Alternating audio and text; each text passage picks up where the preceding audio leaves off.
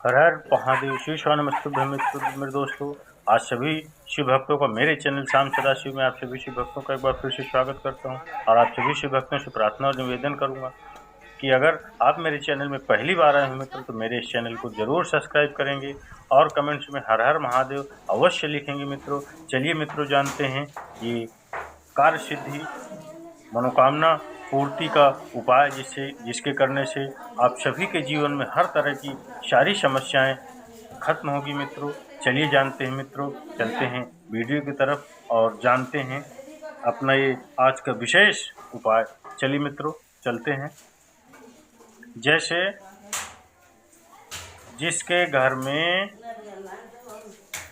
शिवलिंग छोटा सा विराजमान रहता है, वहाँ काल जो युवान लोग रहते हैं, जिनके या तो बच्चे गर्भ में हैं या अधोगति में लोग मर रहे हों या कम उम्र में लोगों की जान जा रही हो, प्राण छूट रहे हो, कोई बीमारी आ रही हो, तकलीफ आ रही हो, तो छोटा सा शिवलिंग जिसके घर में होता है और उसके पूजन आराधना स्मरण। एक बात और कहूँगा मित्रों, वो शिवलिंग यदि आपके घर में हो तो नर्मदेश्वर ही हो। कौन सा शिवलिंग? नर्मदेश्वर शिव। नर्मदा जी के जल में से, नर्मदा के जल में से जो कंकड़ निकले उसका जो शिवलिंग बना होता है, वो शिवलिंग अगर हमारे घर में रहता है, किसी ने जल चढ़ाया तो ठीक, नहीं चढ़ाया तो ठीक, किसी ने भोग लगाया तो ठीक, नहीं लगाया तो ठीक, किसी ने बेलपत्र चढ़ाई तो ठीक, किसी ने नहीं चढ़ाया तो ठीक।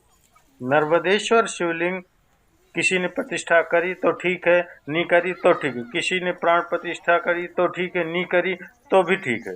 क्योंकि नर्मदेश्वर जो शिवलिंग होता है, नर्मदा के जल से जो शिवलिंग प्रकट होता है, वो कंकर, वो नर्मदा के जल से जो शिवलिंग सम्मुख में आता है, वो शिवलिंग ऐसा होता है कि उसको पूछो ना पूछो, अगर तुम्हारे घर में रहते हो अकाल मृत्यु आ ही नहीं सकती, भगा देती।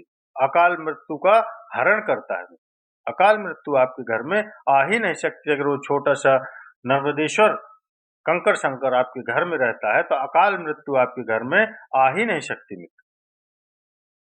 आप 14 दिन के लिए बाहर चले जाए, 10 दिन के लिए बाहर चले जाए, 5 दिन के लिए बाहर चले जाए, घर में शिवलिंग रखा है, उसमें जल भी नहीं चढ़ा है, तो नर्मदेश्वर शिवलिंग सिद्ध है। जल जरूरत नहीं है कोई जल चढ़ाने की। घर में हो रोज जल चढ़ाओ, नहीं हो कोई बात नहीं।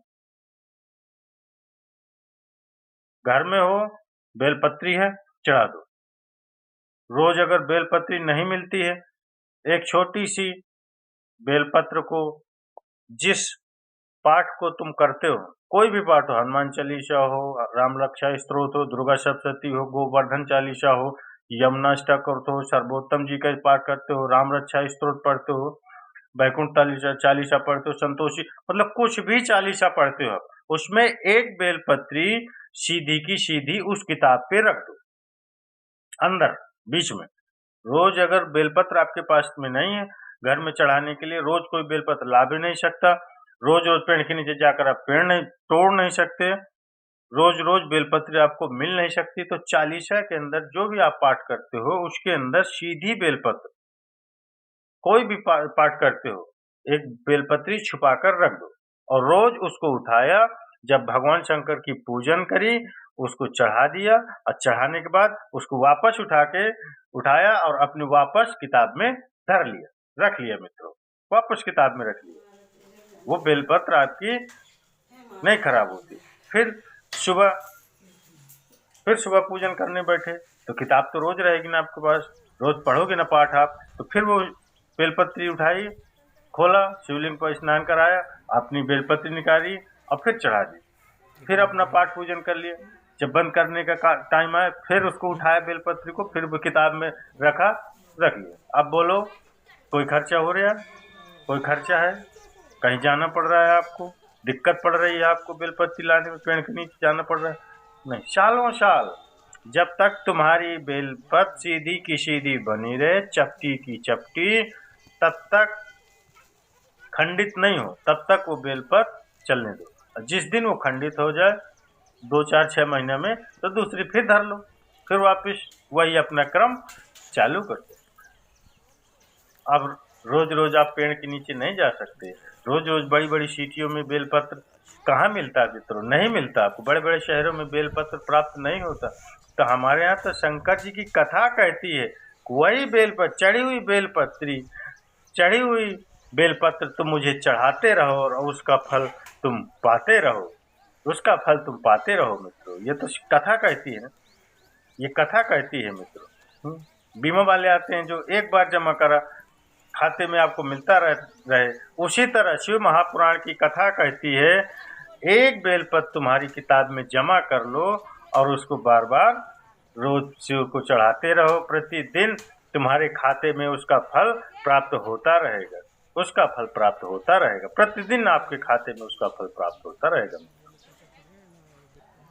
समझ रहे हैं मित्रों? अच्छा, तुम करके देखना मित्रों। एक आध दिन शंकर जी आपके पास आकर स्वयं बोलेंगे कि अब तो बदल ले, काहे को वही बेलपत्र बार बार तुम मेरे पे यूज कर रहा है, मेरे पे चढ़ा रहा है, अब तो बदल ले। कम से कम शिव जी भी आ जाएंगे मित्रों, वो कहेंगे अरे अब तो बदल ले।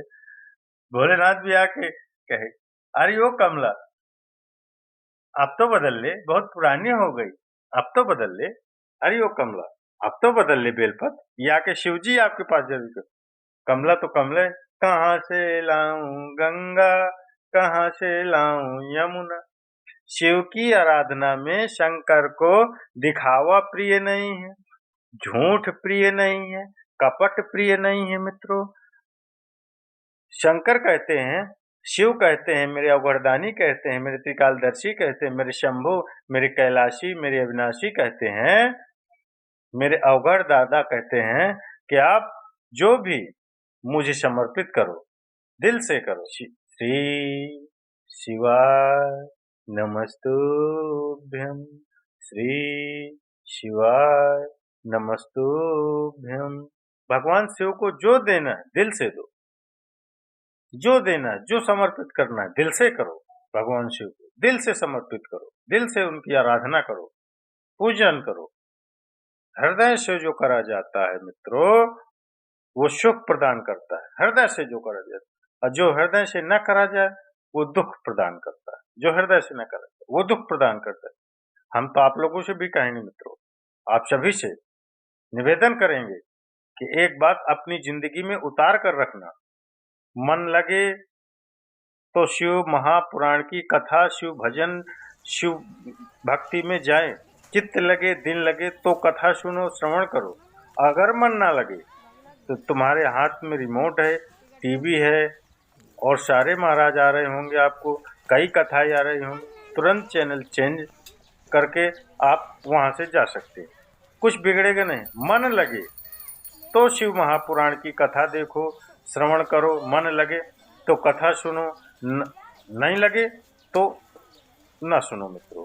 क्योंकि मन जब होगा आपका शिव पर, तभी आप उसका फल भी प्राप्त कर पाएंगे मित्रों।